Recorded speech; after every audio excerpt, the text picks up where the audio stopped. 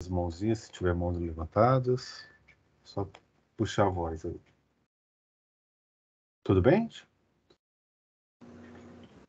Sim. Vamos em frente? Então tá jóia. Dito isso, pessoal, então é isso. Na verdade, como eu falei para vocês, é um trabalho que a gente vem trabalhando em Gandarela e Revista IAPA, Chapada do Araripe. Eu acho que essas duas experiências nos mostrou muitas coisas, e a gente agora, essa proposta que nós estamos trazendo para a Revista Rio dos Frades, vai ser inédita, porque ela já é parte de uma reflexão que a gente aprofundou algumas mudanças, né, nesse método, tentando trazer ela mais, fazer com que esse método de análise do conflito seja mais orgânico, né, para trabalhar os planos de manejo, enfim. E ao final disso, né, a ideia é isso vai ser um resultado de um mestrado, do mestrado que eu estou trabalhando, e a ideia é que isso vire um roteiro, né, para as equipes de planejamento, né, que quiserem trabalhar esse tipo de análise, né, na organização do planejamento, possam fazer isso nos seus processos. Tá ok? Dito isso, então, eu queria chamar o Walter e o Faraco, que vão fazer agora essa apresentação sobre esse conceito, né, a base que a gente se ampara para trabalhar. Tá ok? Por favor, Faraco, Walter. Valeu, Felipe. Compartilhar. Vou puxar daqui, meu amigo Faraco, que aí eu já puxo o começo ali, depois você vai? É isso? Isso, beleza. Bem, pessoal, iniciando aí esse começo de conversa, né? Como o Felipe falou, trazer alguns elementos, algumas referências, algumas perspectivas, né? Sem nenhuma pretensão de ensinar padre a rezar missa, né? Porque somos todos analistas aqui e aprendendo muito com o que a gente leva na cabeça, do que a gente aprende no dia a dia, né? E então não tem nenhuma pretensão da gente estar aqui trazendo algo como alguém que conhece muito mais do que toda a equipe que está aqui. A gente vai levando, né? Vai aprendendo, vai registrando, e a gente tem discutido esses aspectos da gestão de conflitos, né? Especialmente a partir do ciclo de gestão socioambiental, e nos parece muito útil a gente pensar, então, em algumas referências, alguns termos básicos mesmo, para a gente iniciar esse processo aqui junto com, né, o Revis. Eu vou puxar uns slides aqui. Deixa eu compartilhar. Se vai dar tudo certo aqui. Vocês estão vendo aí na tela? Sim. Beleza. Estamos vendo. Tá bom. Qualquer coisa, vocês dão um berro aí, porque eu não enxergo vocês mais, né? Tá bom? Então, a gente vai dividir nessa apresentação, o Faraco e eu, e a gente vai conversar um pouco sobre território, territorialidades, conflitos e planejamento adaptativo de unidades de conservação. Todos os conceitos, termos que a gente vem trabalhando no nosso dia a dia, mas nem sempre a gente para olhar ou para criar uma reflexão coletiva sobre esses conceitos, né? Então, vamos lá.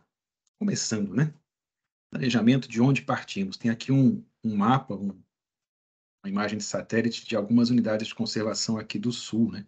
Mais notadamente aí esse maiorzão no continente, que é o Parque de Saint-Hilaire-Lange, e aqui no oceano, o Parque das Ilhas de Currais. Tipo de imagem que a gente está bastante acostumado a ver, né?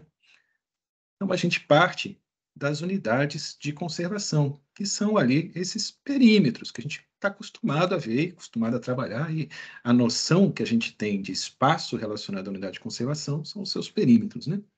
Quando a gente puxa o conceito de unidade de conservação lá do SNUC, está lá, espaço territorial e seus recursos ambientais, incluindo água com característica natural relevante, legalmente instruído pelo poder público, com objetivos de conservação e limites definidos, sob regime especial de administração, a qual se aplicam garantias adequadas de proteção. Então, no conceito de unidade de conservação, está lá espaço territorial, ambiente, né, recurso ambiental, e o próprio objetivo de conservação, que nos parece algo muitas vezes trivial. Conservação é conservar, é manter, é preservar, né?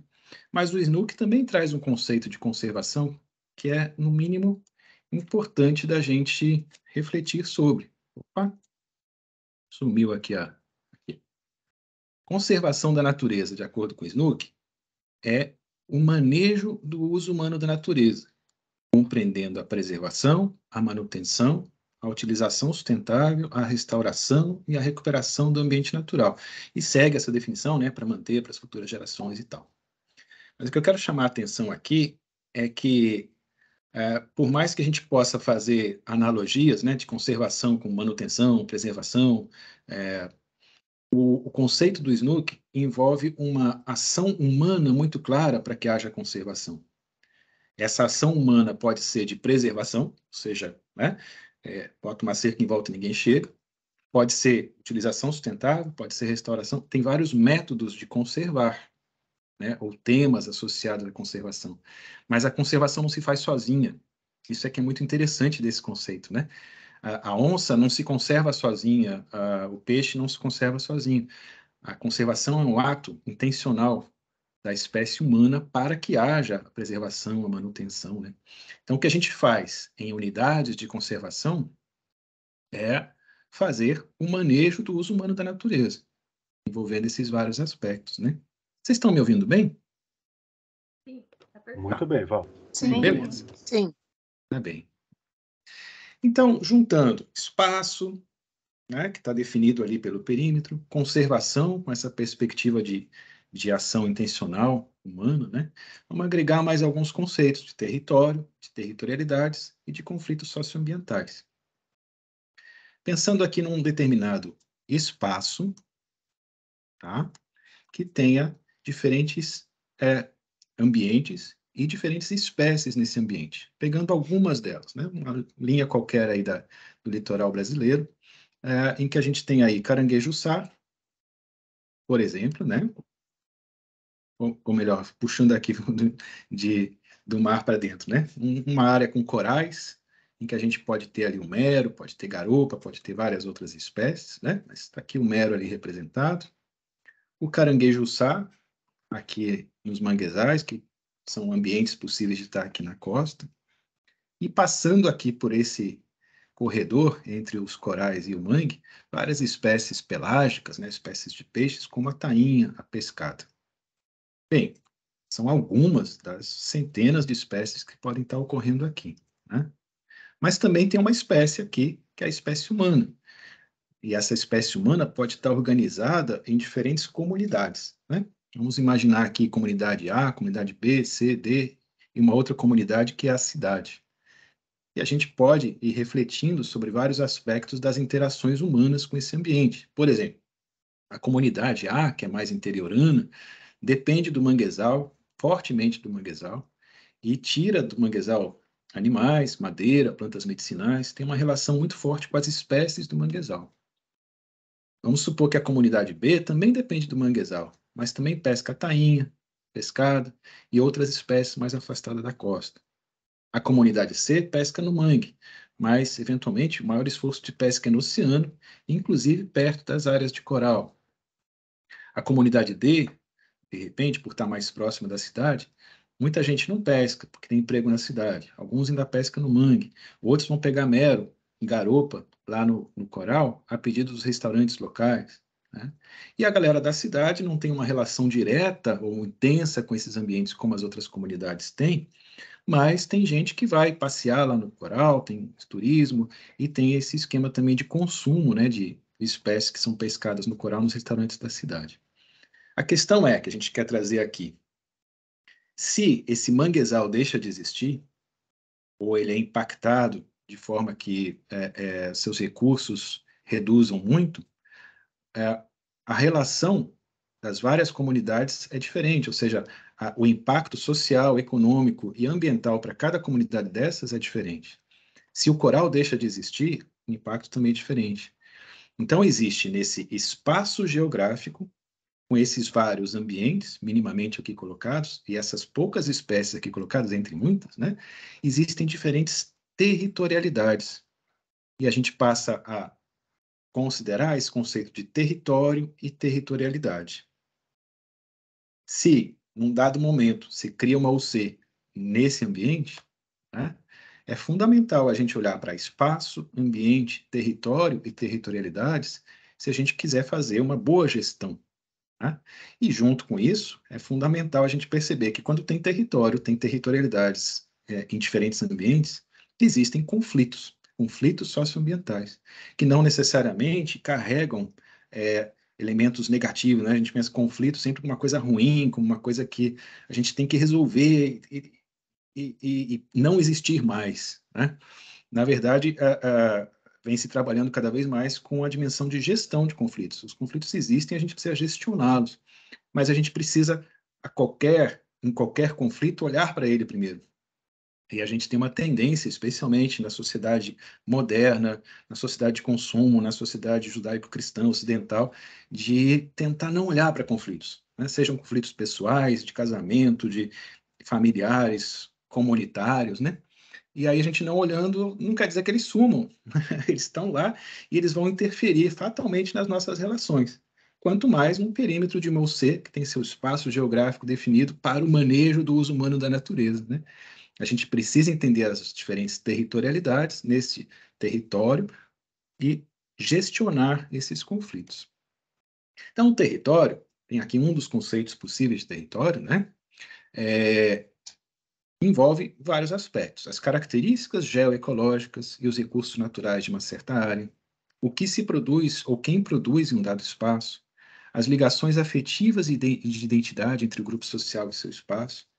Esses elementos são de crucial importância para a compreensão da gênese de um território ou do interesse por tomá-lo ou mantê-lo. E a territorialidade? A territorialidade corresponde às ações humanas, ou seja, a tentativa de um indivíduo ou grupo para controlar, influenciar, afetar, e nesse afetar é também a dimensão de afeto, né? Objetos, pessoas e relações numa área delimitada.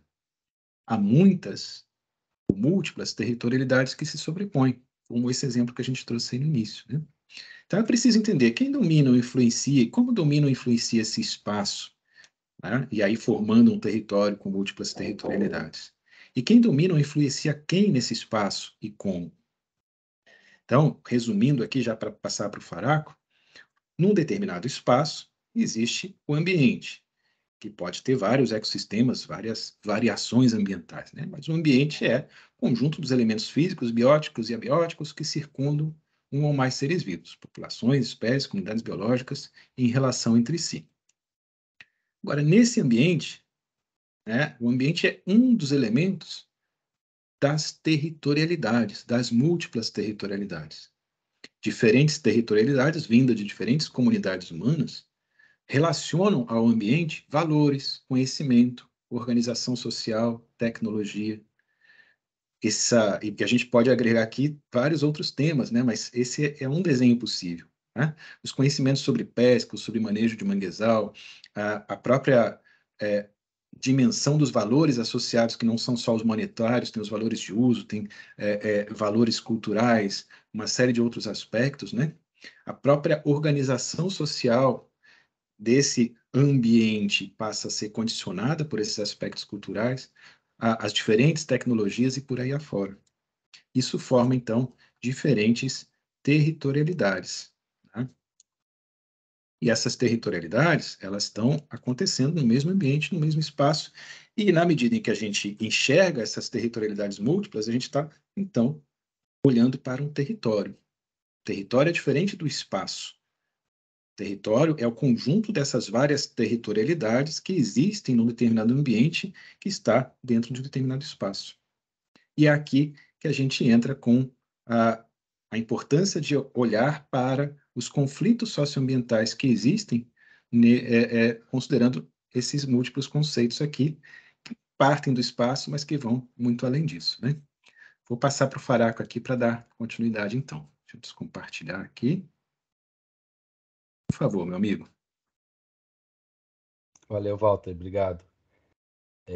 Bom, então a gente, na verdade, tenta trazer algumas provocações, porque, pelo menos a minha experiência, né, nem sempre é fácil a gente enxergar essas territorialidades múltiplas, né, variadas que estão nesses territórios onde a gente chegou para implementar uma unidade de conservação, né? A gente tende a partir do momento que ela foi criada, a olhar para aquele espaço a partir daquele traçado, né, daquele limite que o Walter trouxe no primeiro slide.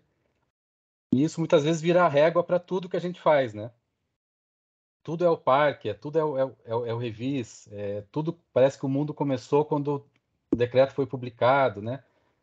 E às vezes é difícil enxergar essas outras territorialidades, né? Esses outros conhecimentos, valores, ações que estão ali, interesses, né?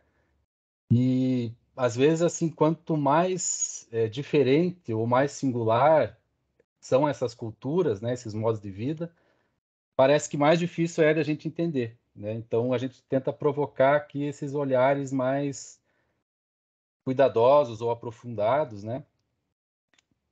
Por exemplo, aqui no sul-sudeste, né, é muito difícil para a gente entender as territorialidades dos povos indígenas, porque eles foram expulsos das suas áreas, exterminados há muito tempo, né? Então a gente está aqui há décadas ou séculos ocupando as áreas sem a presença desses povos, né? E quando eles tentam retornar, para a gente parece uma coisa muito fora do contexto, né? Porque é uma territorialidade que parece que se perdeu.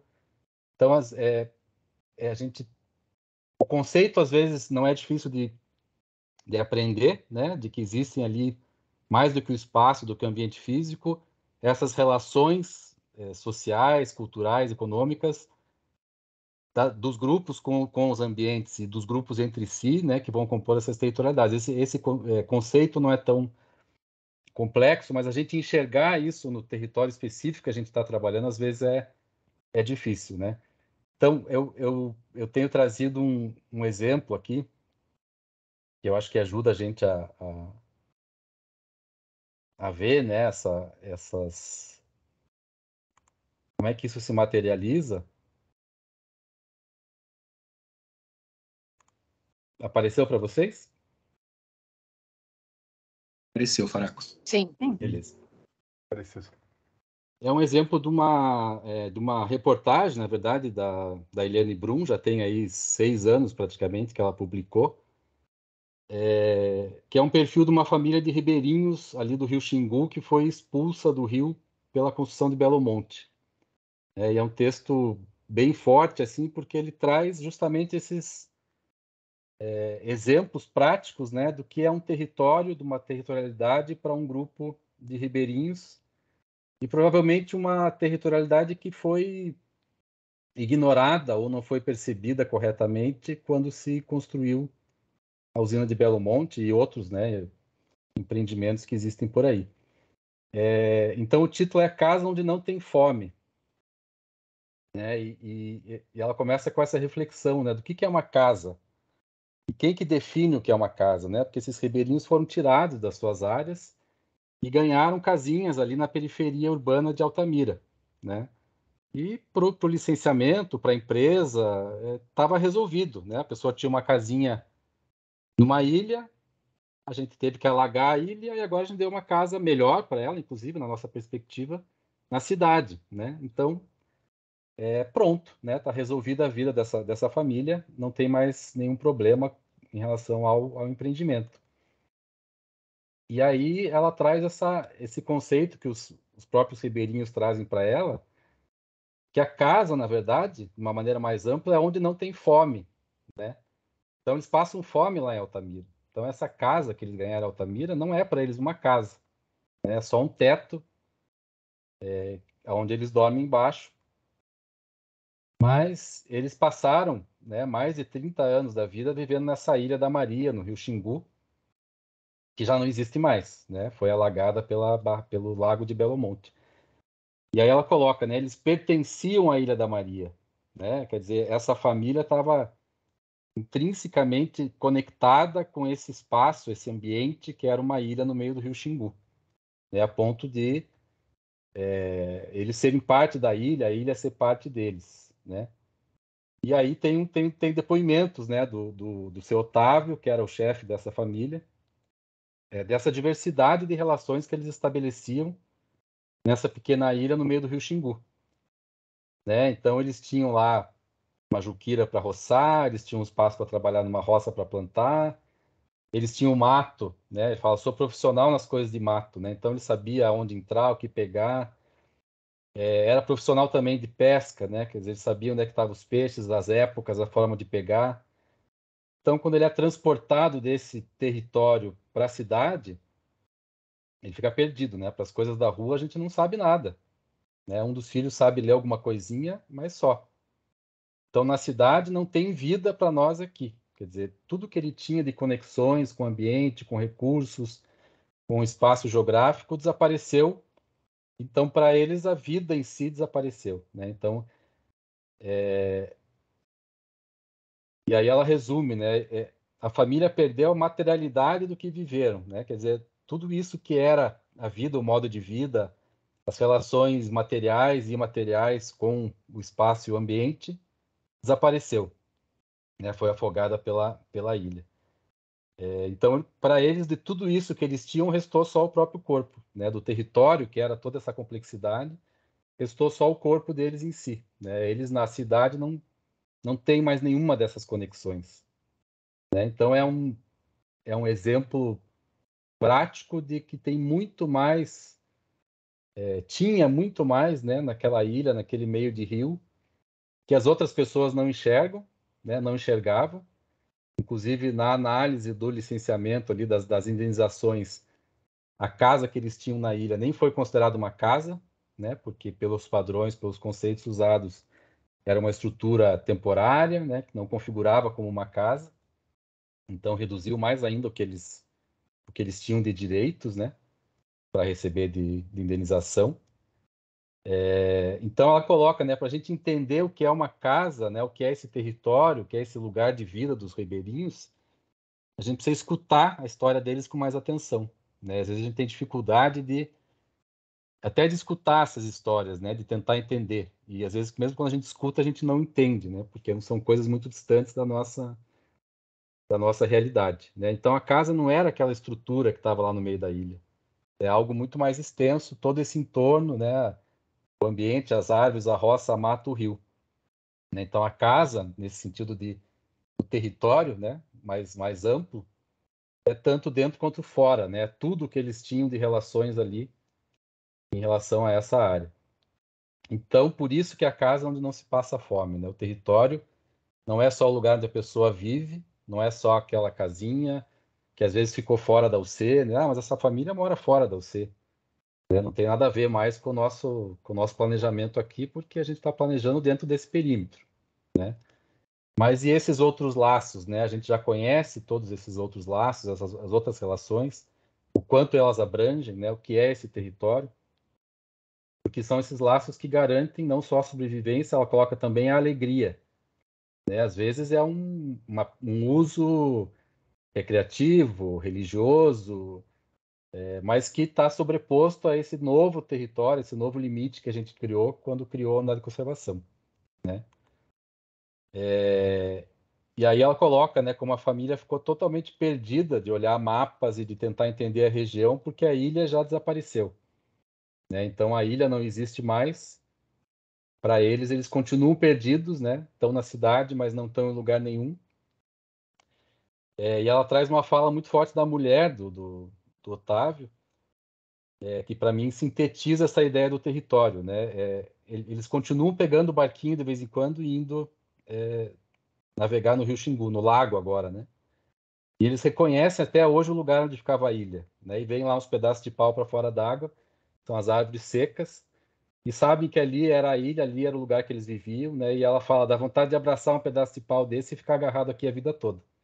Quer dizer, é tão forte a conexão com aquele ambiente, com aquele espaço, e mesmo depois que ele sumiu, né, afogado pelo lago, eles continuam indo lá, né? E para ela é melhor talvez ficar agarrada ali num pedaço de pau seco no meio do lago do que viver na periferia de Altamira, né? Então, e ela termina dizendo que ele insiste, né, que vai voltar para a beira do rio, né, de qualquer forma, né, porque é o único lugar onde eles sabem viver, né? Quer dizer, todas essas conexões que foram estabelecidas ao longo de décadas de vida é o rio, né?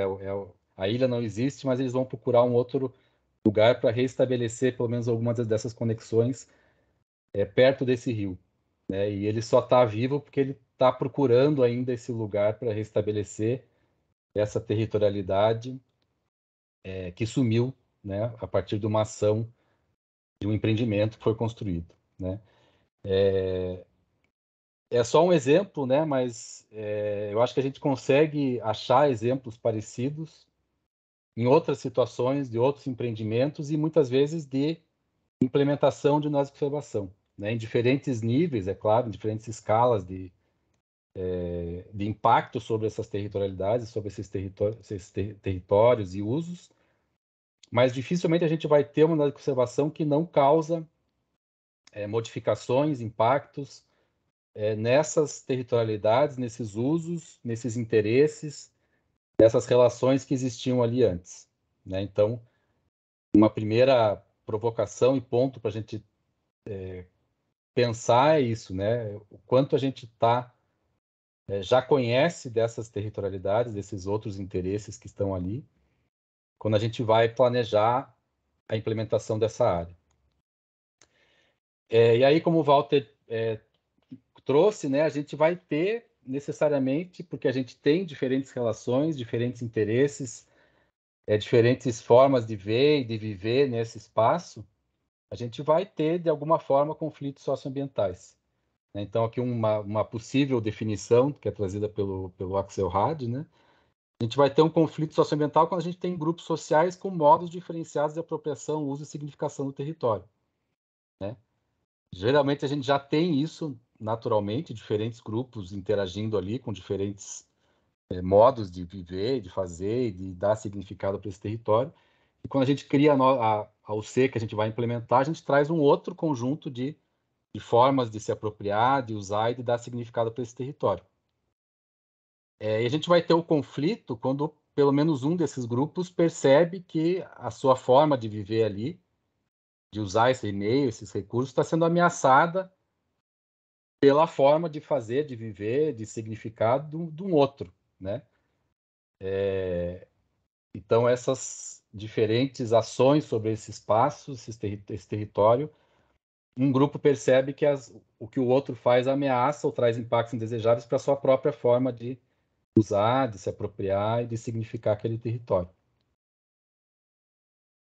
E aí é claro que essas diferentes ações e percepções, né, que vão gerar esses conflitos vão influenciar essas territorialidades, né? Se a territorialidade se configura a partir desse conjunto de valores, de recursos, de ações, de conhecimentos, de formas de se organizar num território, é claro que quando a gente traz outras intencionalidades e ações, né? O Walter colocou a conservação como a conservação da natureza como uma ação intencional, né? A gente pode ter essa política pública ou outras, né? Assim como a gente pode ter interesses do setor produtivo, como uma grande hidrelétrica, a gente pode ter discursos e formas de apresentar essas relações, esse território trazidas pela mídia, a gente pode ter projetos de pesquisadores que estão chegando nesse território.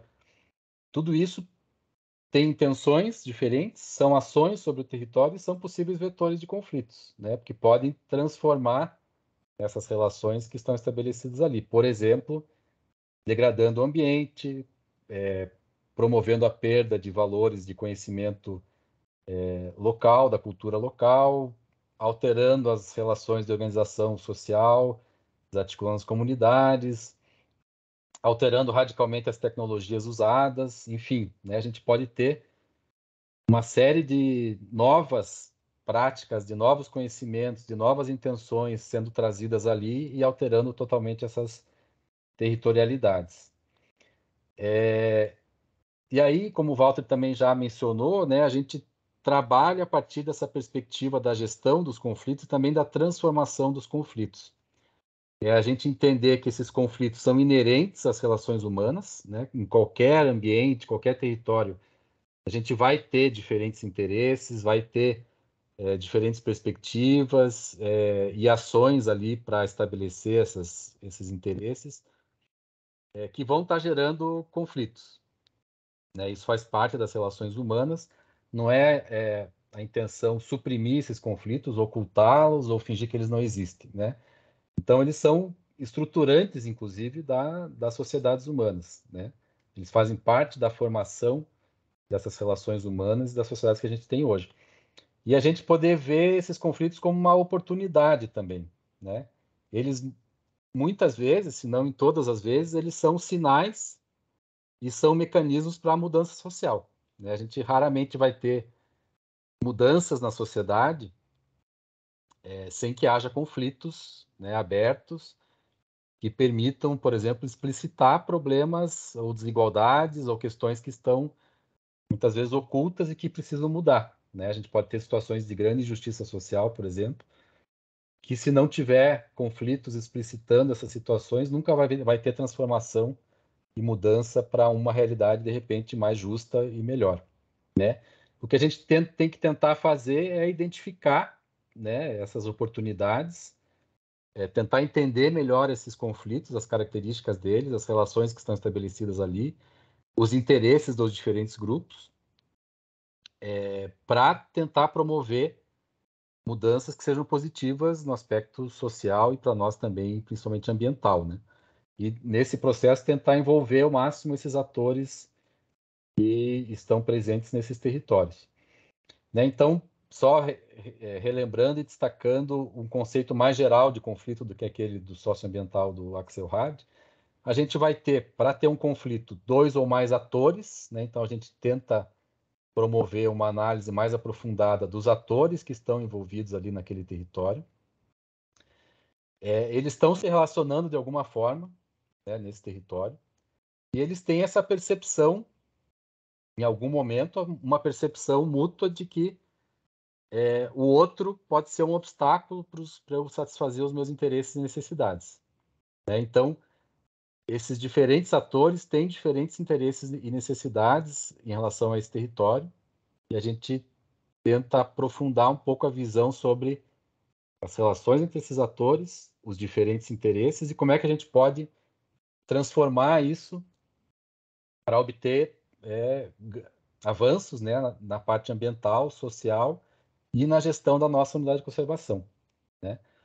E os conflitos pressupõem também ações, né? Os atores estão agindo, da, da aparente redundância, ao perceberem, né, os interesses ou as ações dos outros atores como potencialmente impactantes ou negativas para os seus próprios interesses, esses atores estão se movimentando e fazendo alguma coisa, né, para tentar neutralizar esse outro ator, para tentar controlar, né, ou no extremo aqui de um conflito armado, de uma guerra, para destruir mesmo a outra parte.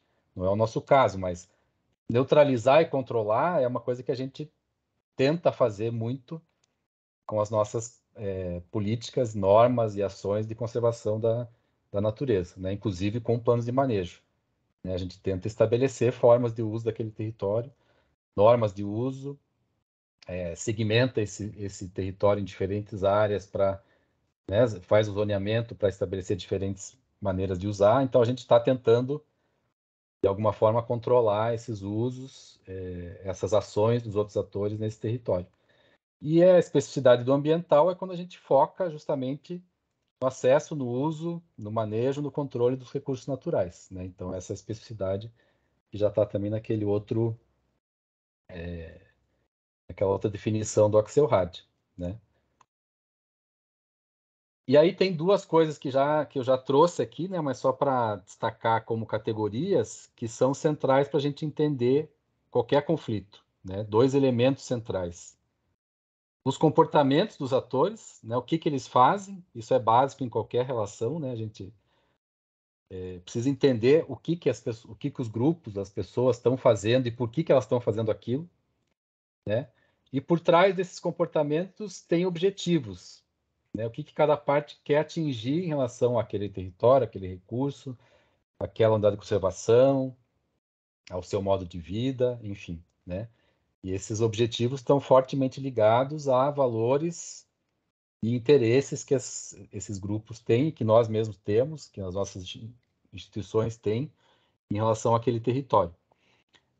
Isso às vezes parece muito evidente, né? Mas nem sempre os objetivos e interesses estão realmente claros, né, para a gente, e nem mesmo entre os outros atores, né? Nem sempre todo mundo tem claro quais são os seus próprios objetivos, esses objetivos, quais são os mais importantes, quais são os menos importantes, o que é essencial, o que não é. Então, a gente tenta também trazer algumas ferramentas para a gente refletir sobre os nossos próprios objetivos nesse território, como é que eles estão colocados, como é que a gente coloca eles nos processos de discussão, de negociação, de planejamento, e quais são realmente os outros objetivos desses outros atores, né? O que a gente está vendo, quando eles falam, aquilo realmente é o que eles querem, o que eles fazem tem a ver com quais objetivos deles, enfim, a gente tenta trazer alguns elementos para a gente compreender esse contexto todo a partir das relações entre esses atores e dessa ideia dos conflitos como esse encontro de diferentes interesses objetivos e ações que resultam desses objetivos e de percepções sobre os outros atores, né? E aí também um outro ponto de atenção, né, que essas dinâmicas aí de conflitos e de relações entre os atores, a gente vai ter elementos mais visíveis, né, que são justamente os comportamentos, que são mais fáceis de diagnosticar, né, de inserir nos nossos processos, que é o que os atores estão falando e estão fazendo, né? Mas tem outras coisas por trás, né, que muitas vezes estão mais invisíveis. Se a gente não procurar com um pouco mais de uma maneira mais organizada, sistemática, a gente às vezes deixa passar, né, e acaba não incorporando, por exemplo, nas nossas diretrizes, nos nossos planejamentos, ações que possam afetar também essas outras camadas, né, esses outros níveis. Então, essa parte mais invisível, a gente vai ter percepções, posturas, preconcepções dos atores em relação a todo esse contexto, né? Por exemplo, a gente tem discriminação em relação a determinados grupos. Esse pessoal aí é o pessoal caçador, né? Então a gente já tem uma preconcepção sobre um grupo. Esse pessoal aí é aquele pessoal que pesca de arrasto e destrói tudo, né? A gente pode ter desconfianças, né? E chegou o pessoal do ICMBio, né? Aquele pessoal que vem ferrar a nossa vida, impedir a gente de trabalhar aqui na nossa área. A gente pode ter traumas, né? A gente tem um histórico, geralmente, de ações do governo na área, a gente tem histórico de ações entre os atores, né? Então, você pode ter coisas que são muito mais arraigadas, mais profundas, que influenciam os comportamentos e a gente não está necessariamente entendendo e enxergando quando olha, tem um primeiro olhar sobre a área. É óbvio que vocês estão aí há muitos anos, né? Então, certamente vocês têm muitas dessas informações, desses elementos, para caracterizar esse território, esses conflitos, nesses diferentes níveis, né? Às vezes a questão é a gente só organizar esses conhecimentos para facilitar a nossa análise. E a gente vai ter coisas mais profundas ainda, que são as questões mais estruturais, né? O contexto maior onde a gente está inserido quando vai fazer a gestão da OC. Por exemplo, as desigualdades sociais, que no Brasil são muito fortes, né? Que aparecem de alguma maneira, influenciam as percepções, influenciam os comportamentos, as relações de poder que estão estabelecidas ali, que também muitas vezes são coisas muito antigas e muito difíceis de transformar. Mas essas coisas se influenciam, a gente tem que tentar pensar em ações que de alguma maneira mexam com esses diferentes níveis, né? Ainda que não vá mudar a desigualdade social da região, a gente tem que levar isso em conta e pensar em ações que possam contribuir para isso. Então, um resumo assim da abordagem, né, é tentar compreender melhor esses conflitos para poder planejar como que a gente vai agir, né, para transformar essa situação, obter ganhos sociais e ambientais, buscar identificar esses interesses e objetivos que estão se sobrepondo ali nesse território, né, tentar achar agendas comuns, né, quando for possível, trabalhar a partir de objetivos comuns, às vezes é preciso repensar os nossos objetivos, rediscutir ou tentar entender os objetivos dos outros para tentar estabelecer essas agendas comuns. Por que cooperação? Né? A gente fazer um plano de manejo participativo é um processo cooperativo, né? E assim como criar um conselho de C e chamar as pessoas para nos ajudar a implementar o C, é um processo cooperativo que pressupõe alguns elementos que nem sempre estão presentes, né? Então, às vezes, a gente precisa identificar esses elementos que não estão presentes para poder agir neles antes de propor um processo cooperativo, né? Ou simultaneamente com com a mobilização para esse processo. Esse processo vai ter riscos, mas vai ter oportunidades também, né? A gente tentar identificar isso e trabalhar com essas relações entre os atores, né? A nossa capacidade de influenciar esses comportamentos, mas também esses outros níveis, né? De alterar percepções, de alterar, inclusive, questões mais estruturais e de contexto. E isso pressupõe, aí tem uma conexão com o processo de plano de manejo, né? Que é trabalhado no ICMBio, pressupõe uma análise contínua, né? E uma disposição contínua para a gente aprender com esse contexto, com os outros atores, e adaptar nossas estratégias ao longo do processo. Então, isso tem tudo a ver com planejamento adaptativo e com o ciclo de planejamento que é usado no ICMBio, né? Que agora a gente tem um plano de manejo muito mais dinâmico, muito mais aberto para uma análise, uma evolução contínua, né? Então, essa é o resumo e uma possível conexão que depois o Felipe vai aprofundar entre a ideia da análise de conflitos e a ideia do plano de manejo, né? E aqui só um exemplo, né? Um último ponto que volta lá para o começo, né? Eu acho que é um conceito que a gente já cansou de ouvir, né? A ideia dos parques de papel, né? O governo cria o C e nunca implementa, né? A gente tem um monte de parque de papel, na verdade, que só existe no papel, né? Aqui é uma publicação já antiga da SOS Mata Atlântica, né? Os parques de papel ameaçam a Mata Atlântica, né? No sentido de que a falta de implementação faz com que a gente não consiga atingir os objetivos de conservação, né? E eu trago isso como exemplo, mas num sentido inverso, né? Eu costumo trazer que o parque de papel, na verdade, é esse parque idealizado, né? Essa UC idealizada que está na lei e está na cabeça das pessoas, e as pessoas se frustram, né? Porque na hora de chegar no território e implementar na prática, nunca se materializa esse parque que estava idealizado na minha cabeça, né? E aí eu fracassei, né? Então, para mim, as unidades que a gente trabalha duro para implementar são os parques de verdade, né? As unidades de verdade, os refúgios de verdade, né? E não de papel, porque a gente está tentando implementar nesse contexto real, com todas as dificuldades, com os conflitos, com os atores que estão ali, com os diferentes interesses, né? Que muitas vezes não batem com essa concepção que a gente criou lá na lei ou na nossa cabeça quando foi criar aquela unidade. Então, essa aqui é uma publicação mais antiga ainda da WWF, né? A gente tem áreas protegidas ou parques de papel, né? E aí fala, né, que a gente já teve avanços na conservação, mas infelizmente a distância, né, esse gap entre as nossas aspirações por trás das áreas protegidas e a realidade do seu manejo ainda é vergonhosamente larga, né?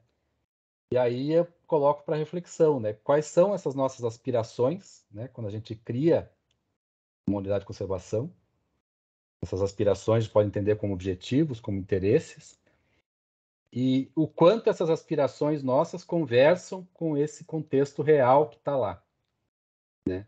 Com as diferentes aspirações, os diferentes interesses, as diferentes territorialidades que se estabeleceram naquele território, naquele espaço, né? E que a gente precisa entender e levar em conta, né? Não adianta a gente ter uma aspiração idealizada do que seria esse parque, esse refúgio, e achar que a gente vai cair de paraquedas ali e essa aspiração vai se materializar, né? E tudo que for diferente disso que a gente imaginou é um fracasso, né? Na verdade, a ideia é vamos entender como é que essas nossas aspirações foram construídas e se inserem nesse contexto. Vamos entender esse contexto mais a fundo, o que mais tem de interesses ali, de aspirações, de relações, de territorialidades, para achar caminhos comuns, né, agendas comuns, para construir a unidade possível, né, que atenda aos diferentes interesses, às diferentes aspirações, naquele contexto onde ela está, né? Bom, era isso. Desculpe se eu me estendi, Felipe, mas acho que é passo para você puxar isso, né, esse fio aí da análise de conflitos e aterrissar mais concretamente no processo do plano de manejo.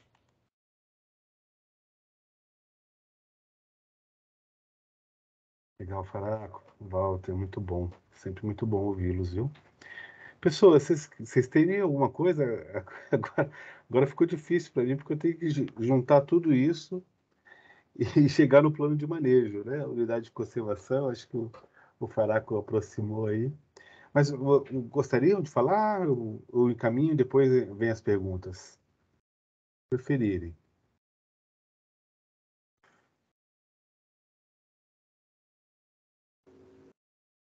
Eu acho que você encaminha. A gente vai juntando aqui as nossas. Dá vontade de falar, mas eu quero ver como é que você vai dar um norte agora, vai encaminhar isso aí tudo. Não joga essa responsabilidade. Não faça isso. Curioso. Legal, Carol. Então, pessoas, a ideia agora, então, a partir desse conceitual que o Faraco, né, e o Walter trouxeram para nós, a ideia, então, é ver como que a gestão de conflitos, né, nesse contexto de elaboração e revisão dos planos de manejo. E aí a gente chega, o primeiro passo, né, para trazer todo esse conceitual que eles trouxeram, é ir na nossa base também, que, né, para falar de plano de manejo, precisamos falar de gestão ambiental pública e das unidades de conservação, nosso espaço de atuação. E aí vamos lá na bebê da fonte, né? Na Constituição Federal, no capítulo 6 do meio ambiente, que fala, né, no artigo 225, que todos têm o direito ao meio ambiente ecologicamente equilibrado.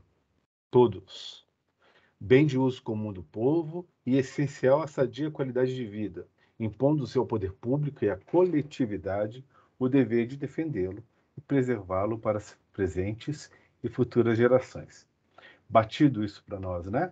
Então, nós bebemos daí, né? Então, todos têm esse direito ao meio ambiente equilibrado, né? E aí, quando falamos de participação na gestão ambiental, né, é porque a Constituição nos pede isso, né? Impondo-se ao poder público e à coletividade o dever de defendê-lo e preservá-lo.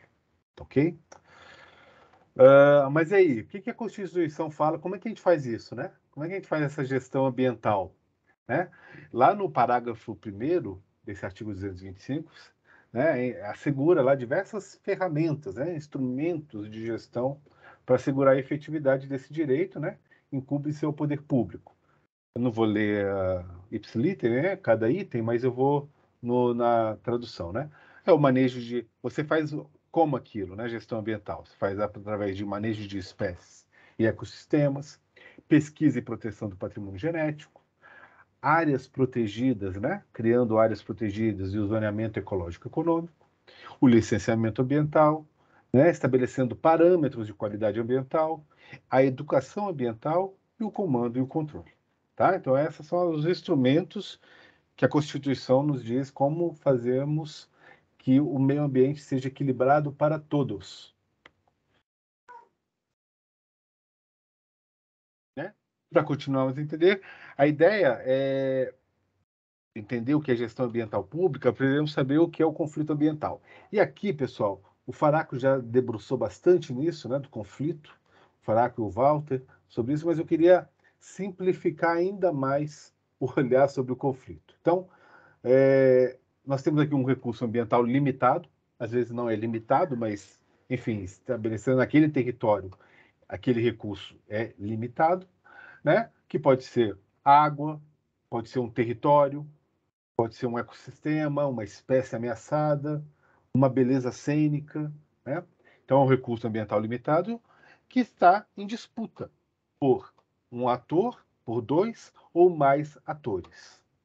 Tá bom? Então, resumindo, tentando resumir um pouco do que o Faraco falou com muita propriedade, né? Trazendo o Axel... eu não consigo falar sobre... falar o nome Axelrad.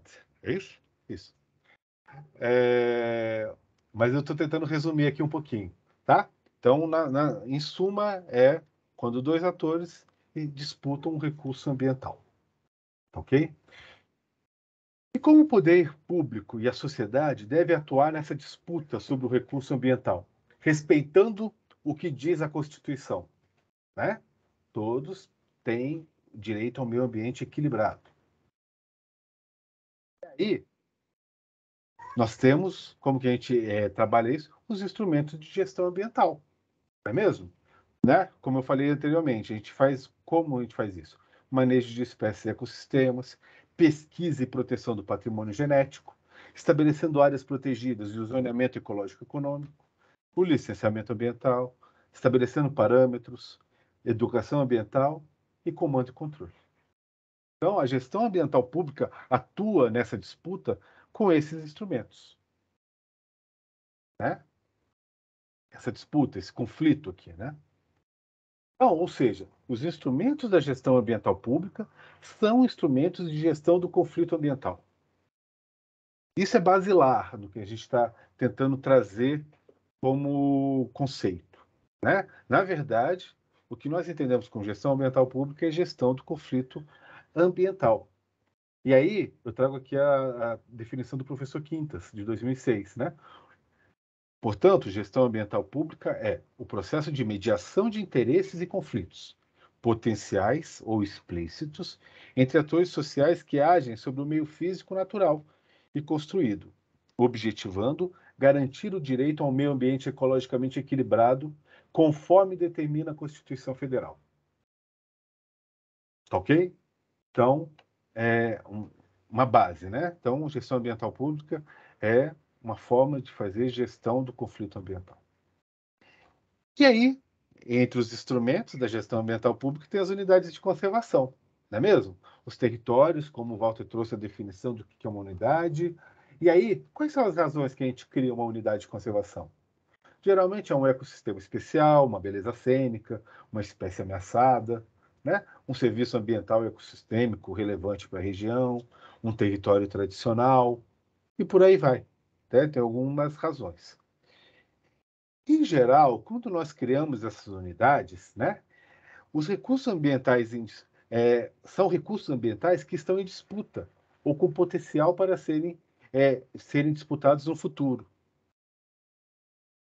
Concordam?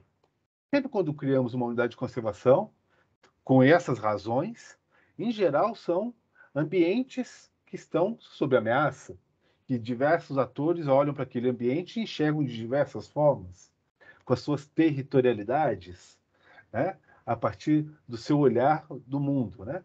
Então, em geral, são recursos que estão ali, ó, para... E o Estado chega, olha, eu quero criar uma unidade de conservação, eu crio essa unidade de conservação e o Estado está dizendo quem vai acessar e quem não vai acessar aquele recurso, né? Estão fazendo esse papel de mediação daquele conflito, né? Então, e aí como é que chega o plano de manejo? Se a unidade de conservação é esse instrumento que vai mediar aquele território, né? Estabelecendo o seu território, a unidade de conservação estabelece o seu território, traz também a sua territorialidade, sobrepondo a diversas outras territorialidades. E aí qual é o papel do plano de manejo nisso tudo, né? Então, o plano de manejo é o documento técnico, não é isso? Onde se estabelece, estou trazendo a definição do SNUC, pelo menos a parte que me interessa, digamos assim. É o documento técnico onde se estabelece o seu zoneamento e as normas que devem presidir o uso da área e o manejo dos recursos naturais. No que a gente está dizendo aqui, ó, é o documento que vai dizer, vai zonear a área e vai dizer como que as territorialidades sobrepostas ali vão atuar. Se é usando os recursos ou não. Uma ferramenta, né, da gestão ambiental pública para ordenamento e gestão das unidades. Ou seja, o plano de manejo também é um instrumento de gestão do conflito ambiental entre os atores sociais que se relacionam com a UC, em busca de um meio ambiente ecologicamente equilibrado, conforme orienta a Constituição. Então, no final das contas, a gente tem que planejar um território, planejar uma unidade de conservação, sempre também mirando ali o 225 da nossa Constituição. E aí o processo de elaboração do plano de manejo. Consequências possíveis. Quando nós entendendo que o plano de manejo é um instrumento de gestão do conflito, quando iniciamos um processo de elaboração do plano de manejo, quais são as consequências possíveis disso? Né? O próprio processo é uma estratégia de gestão de um ou mais conflitos, correto? né? Às vezes, quando você inicia o plano de manejo, conflitos adormecidos acordam, né? Novos conflitos surgem, conflitos em curso entram em uma nova etapa e ou se agravam ou esfriam, né? Problemas ambientais transformam-se em conflitos, entre outras possibilidades. Então, você tem uma ferramenta de gestão de... E lembrando muito do que foi dito já pelo Walter, pelo Faraco. Conflito não na perspectiva necessária da negatividade, né? Do peso da palavra. Né? Às vezes é da oportunidade também que traz como oportunidade de fazer gestão. Então, quando nós iniciamos, e aí os nossos colegas aí experientes em fazer plano de manejo, sabe dizer que muitas vezes, né, iniciar um processo de elaboração do plano de manejo é fomentar conflitos, muitas vezes, né? É trazer conflito à tona, né? E aí algumas perguntas ficam, né? Como nos preparamos para o enfrentamento dos conflitos nesse processo de elaboração do documento? Temos todos os elementos que nos ajudam a enxergar o conflito? Os integrantes da equipe de planejamento, esse que está na ordem de serviço que acabamos de encaminhar, estão nivelados entre os conflitos a serem enfrentados? Sabemos reconhecer todos os conflitos que interferem no processo? Né? Conhecendo os conflitos existentes, como definir a estratégia de participação social no processo? Com quem vamos conversar? Com quem precisamos acordar? Né? Então, e aí, o que traz, então, a instrução normativa, que a gente trabalha agora sobre o novo método de elaboração do plano de manejo, né? E o roteiro metodológico de plano de manejo sobre essas questões. O que ele orienta? Né? No artigo 2º ele fala, ó, dá uma caracterização. O que é a caracterização? Né? É a identificação e descrição dos aspectos ambientais, socioeconômicos, históricos, culturais, políticos institucionais e de gestão da unidade e do seu entorno. E no caso das UCs de uso sustentável, com a população tradicional, como a população deverá incluir ainda, com a população tradicional, deverá incluir ainda os arranjos socioculturais e produtivos locais, a proposição de normas gerais de uso da área e do manejo dos recursos naturais, e o mapeamento do uso e a identificação dos possíveis conflitos quanto ao uso dos recursos e do território. Então, a IN já entende que tem essa questão, essa importância, né, na caracterização, entender esses usos e os conflitos. E também no roteiro traz essa visão da participação social no processo de planejamento e manejo das unidades. Veja se isso não é gestão de conflito, né? Planejamos com participação efetiva e qualificada, harmonizando interesses sociais e a conservação da natureza, né? O que é isso senão gestão de conflito? Os princípios norteadores, né, da participação social também está lá no roteiro metodológico, né? Avaliar o contexto, a participação social contínua, promover a inclusão, considerar as necessidades das partes interessadas na tomada de decisão, diálogo de saberes, incentivar o engajamento social e o pertencimento, aprendizado adaptativo, construções de relações de confiança mútua, transparência e comunicação, distribuição justas de custos e benefícios. E aí, o próprio roteiro também, lá na página 56, ele faz faz essas perguntas que a gente tenta responder essas perguntas a partir desse método que nós estamos trazendo, que a gente está trazendo para o Revis, né? Perguntas para identificar os grupos e atores sociais a serem envolvidos no processo, né? Quem está dentro ou no entorno da unidade? Quem utiliza recursos da unidade? Quem desempenha ou tem interesse em desempenhar alguma atividade na unidade? Quem tem expertise no processo? Quem se autodeclara interessado, política, econômica ou socialmente? Quem são as lideranças? Quem são os impactados pela unidade? Quem são os beneficiários, moradores, usuários? Quem são os envolvidos nos conflitos do território? Quem são os parceiros efetivos e potenciais na gestão da unidade? Né? Perguntas para subsidiar o planejamento da participação social, né? Onde queremos chegar com o processo, o contexto, o momento, favorece a participação e a discussão? Os afetados estão prontos para participar, levando em consideração os diferentes níveis de participação? A equipe gestora está preparada, levando em consideração os diferentes níveis de participação? Qual o nível de organização social? Qual o nível de envolvimento atual dos atores sociais? Qual o nível de envolvimento que precisamos dos atores? Né? Como os setores-chave interagem na configuração do território? E por aí vai, né? Como envolver os atores sociais essenciais para a elaboração dos instrumentos? Como entender, estimular, resgatar o pertencimento das pessoas? Percebe, pessoal, que tudo o método que nós estamos propondo aqui pela terceira vez, né? Não é algo novo no roteiro, no processo de elaboração do plano de manejo. Nós estamos propondo um método para responder justamente essas perguntas que estão previstas lá no roteiro, página 56. Tá ok? Então, porque às vezes dá essa impressão, né, de que estamos querendo complexificar ainda mais o roteiro metodológico, o processo de elaboração do plano de manejo. Não. A ideia é criar um método que a gente está trabalhando aqui para estabelecer, né, para ver com quem a gente vai conversar, com quem a gente vai estabelecer a participação social. Tem a proposta de trabalho, mas eu não queria... É isso mais ou menos, né? A partir das perguntas do roteiro e da necessidade de planejar as etapas de elaboração do plano de manejo e definir sua estratégia de participação social. Mais o ferramental teórico-metodológico da análise de conflitos socioambientais, trabalhado no ICMBio. A ideia é o quê? É a proposição de um método de análise do contexto socioambiental do território, com vistas a construir um planejamento das etapas de elaboração do plano de manejo e na definição de sua estratégia de participação social. Ok? Essa, basicamente, é a nossa proposição. Tá? Deixa eu passar aqui.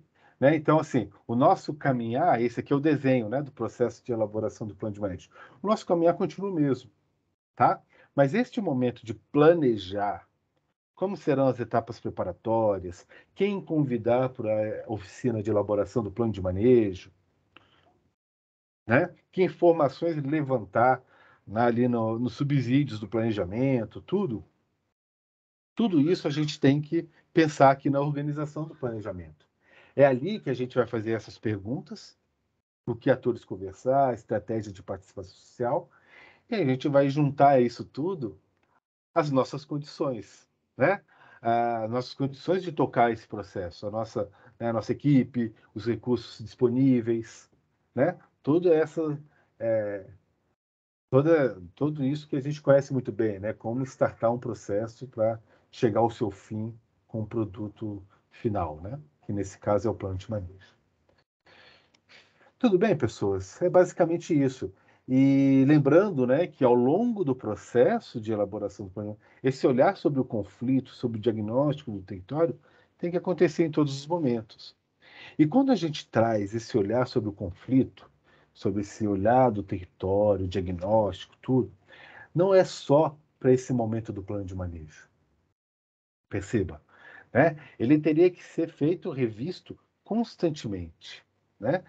A começar no processo de criação da unidade, né? Essa análise do território, essa percepção do território para estabelecer os melhores limites, com que territorialidade eu estou dialogando, estou me sobrepondo, qual seria possíveis estratégias de gestão, né? Mas a elaboração do plano de manejo me parece também um momento de excelência para que esse olhar sobre o contexto do território, sobre os conflitos, seja feito ou seja atualizado. Ok? Então, ele não necessariamente é um papel da Coman, da coordenação de elaboração do plano de manejo. Percebam. Né? O importante é que a unidade ela tem esse olhar.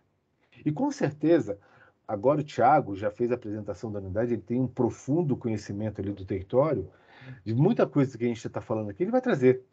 Né? Vai trazer no seu olhar tudo ali de forma sistematizada. Mas agora, de certa forma, é o momento da gente nivelar isso com toda a equipe de planejamento e para que a gente possa desenhar o melhor processo, ok?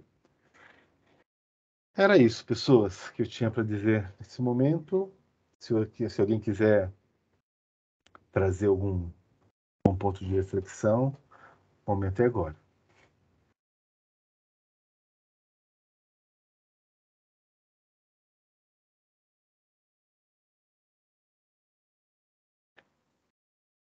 Faz sentido para vocês o que a gente trouxe? Eu queria parabenizar vocês pela apresentação, pela clareza e pelos exemplos, o modo como vocês expuseram, os exemplos que o Faraco trouxe, às vezes chega a rasgar a gente enquanto ele fala, porque a gente enxerga isso dentro do território no todo, e existem grupos com diferentes conhecimentos, diferentes valores, diferentes interesses ali dentro. Vamos tentar colocar isso um pouquinho. A gente enxerga essas injustiças sociais dentro desse território das nossas unidades de conservação, de modo geral, né, mas do refúgio também, que a gente vai falar hoje. E às vezes traz um medo e a gente tem que tomar um cuidado para não terminar de cavar o buraco dessas pessoas frágeis que estão ali dentro do território, porque existe uma discrepância muito entre esses atores, né? Então, a gente tem que nem vocês colocaram, entender qual que é a situação, qual que é o conflito de cada um ali dentro.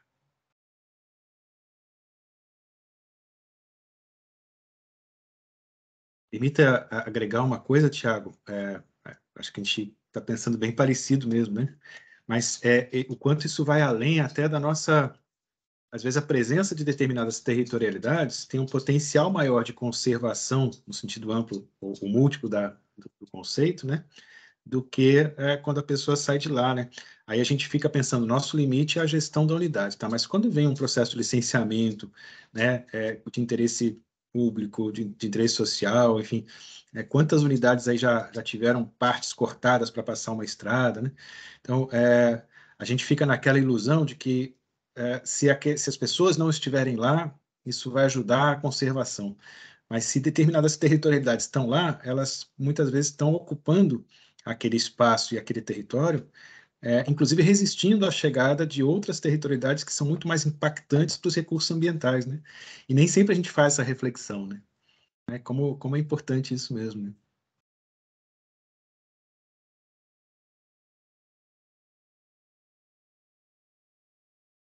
Legal. Pessoas, mais alguém gostaria de trazer aí antes de passarmos para o Thiago?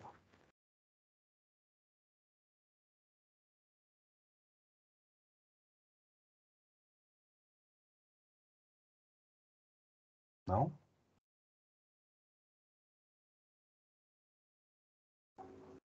Eu só queria manifestar que, para mim, faz todo sentido essa abordagem. Eu nem imagino como é que poderia ser de outra forma. Poderia, né? Mas não seria uma forma que abarcaria toda a complexidade. E a gente precisa ter essa noção do todo. Porque, por muito tempo, a nossa política pública ambiental, infelizmente, seguiu numa linha limitada, né? O nosso objetivo é esse e não quero saber qual que é o que acontece do lado de fora, né? Entre aspas, dos limites. Ou se acontece dentro do limite, eu vou ter que dar um jeito nisso, porque a lei é fria e diz que não pode ter isso aqui dentro. Então, para mim é muito claro que não dá para ser assim. A gente sempre tem que estar conversando a legislação com a realidade, né? Muito bom, viu? A apresentação está sendo muito produtiva aqui a reunião. Obrigada. Legal, Carol.